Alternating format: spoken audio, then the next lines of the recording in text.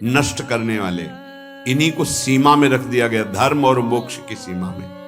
कामना की पूर्ति ऐसी होनी चाहिए जिससे मोक्ष पदवी तक बढ़े। अर्थ धर्म से युक्त होकर कमाया जाए जिससे तुम्हारी पवित्र कामनाएं होंगी। अधर्माचरण के द्वारा यदि अर्थ कमाया जाए तो अपवित्र वासनाएं, अपवित्र कामनाएं और अपवित्रता का परिचय वो शास्त्र और संत और भगवान की निंदा करेगा। विद्वान माना जाएगा, धनी माना जाएगा, जगत सम्माननीय माना जाएगा, लेकिन वो अपवित्र अंतःकरण का, शास्त्र वैदिक सिद्धांतों की और ब्रह्म ऋषियों की, महात्माओं की अवहेलना करेगा, उपहास करेगा, पाखंड बताएगा।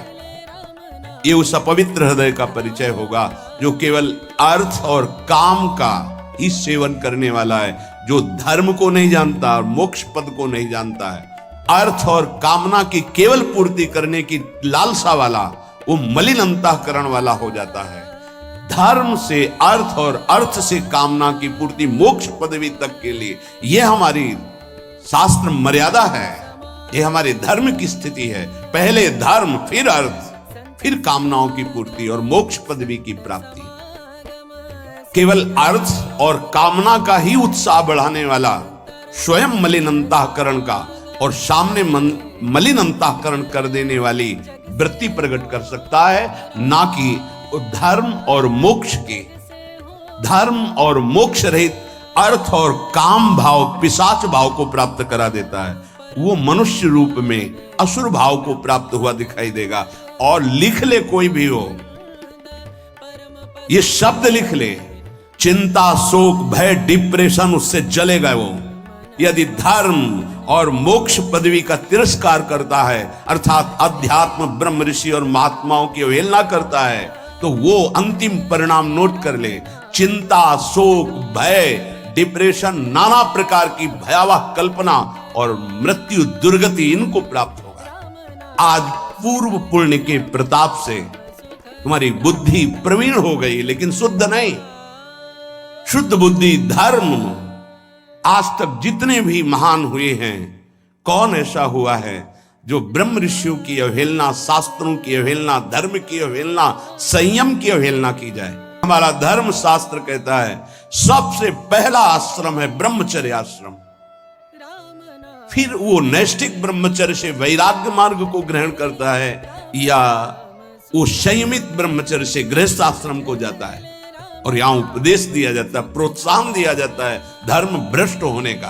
क्या है? केवल अर्थ और काम की पूर्ति, पिशाचवत वृत्ति।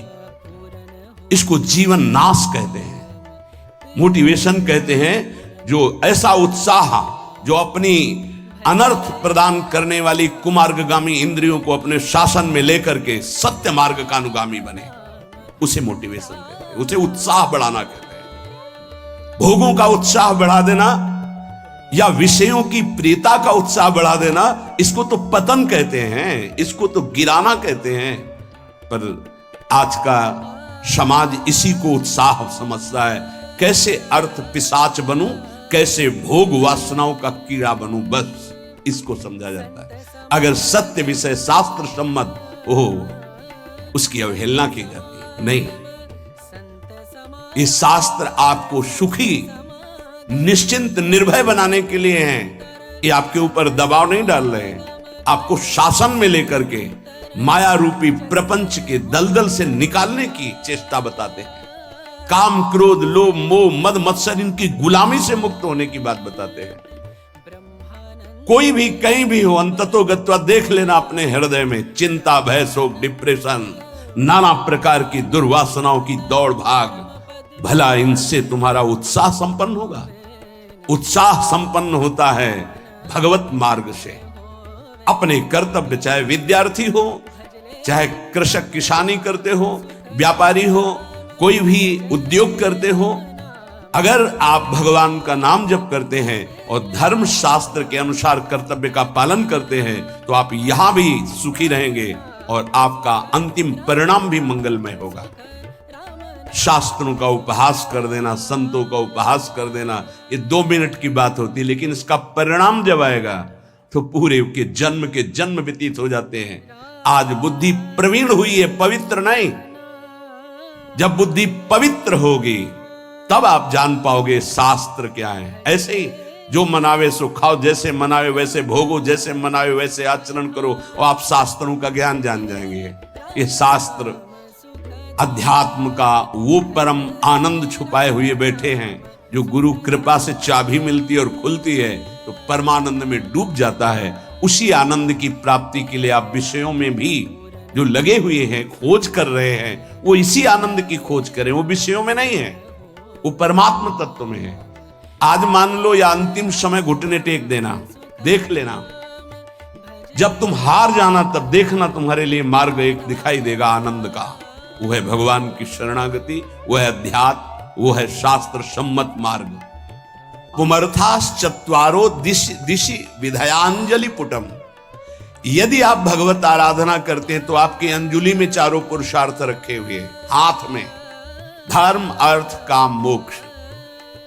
ईश्वर सबको देख रहा है, भगवान सबकी एक एक वृत्ति को जान रहा है। ये कर्म क्षेत्र जो बोओगे वही काटोगे। जब आप धर्म से चलते हो, कष्ट सहकर धर्म का पालन किया जाता है, सुखपूर्वक धर्म का पालन नहीं होता। सुखपूर्वक जो मन कहे वही कहो, वो धर्म नहीं है। जो शास्त्र कहे उसके अनुसार मन को चलाओ और मन की जलन को सो, उसे धर्म कहते हैं। जो शास्त्र विधान का पालन करता है उसे धर्मात्मा कहा जाता है। जो शास्त्र निषेध को करता है वो अधर्मी होता है, पापाचारी होता है। जो धर्म का पालन करते हैं, शास्त्र आज्ञा में चलते हैं, भगवत आज्ञा का पालन करते हैं, भजन करते हैं, उनके हाथ में चारों पुरुषार्थ रहते, धर्म अर्थ काम मोक्ष। स्थिताः सेवोत्सुक्यात् भजति च विभूतिर्भगवतः। समस्त भगवान की विभूतियां हाथ जोड़कर चारों ओर उसकी प्रतीक्षा करते हैं, आज्ञा की। किसकी? जो अमर्यादा राधा चरण परिचर्या रस महा, जो वेदातीत रस श्री राधा किशोरी के चरणारविंद की सेवा में लगा है, चारों पुरुषार्थ उसकी अंजलि में हैं। और स्थिता सेवोत्सुक्यात् भजति च विभूतिर्भगवतः। भगवान की विभूतियां उसकी सेवा के लिए उत्साहित होकर हाथ जोड़े खड़ी रहती हैं।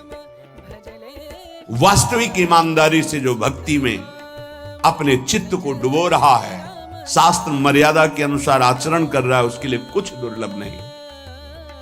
अमंदानंदाब्धि प्लुत मधुर वृंदावन बने, सदा राधा कृष्णो स्मृति रति सारेन सुकृति।